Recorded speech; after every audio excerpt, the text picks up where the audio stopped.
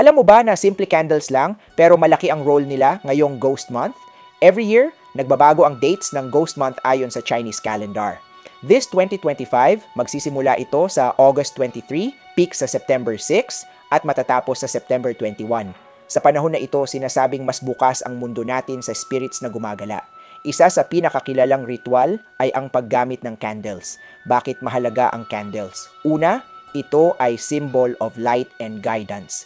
Ang liwanag mula sa kandila ay nagsisilbing daan para sa wandering spirits na makahanap ng kapayapaan at hindi maligaw. Pangalawa, candles are also symbols of energy and prayers. Habang nag-aapoy ang wick, para bang inaabot din sa mas mataas na level ang ating dasal at intentions. White candle, para sa mga pumanaw na nasa kanilang unang taon.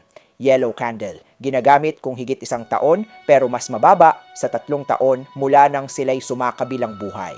Red candle, kapag 3 taon o higit pa ang nakalipas mula nang namatay ang mahal sa buhay. Ngayong Ghost Month, madalas nagsisindi ng kandila sa altar o harap ng bahay bilang respeto sa spirits at reminder din na maging mindful tayo.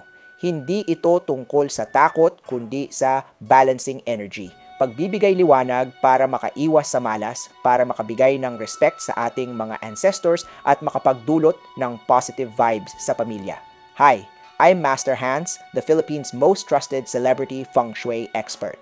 Invite Master Hans Kua to conduct Ghost Month ritual.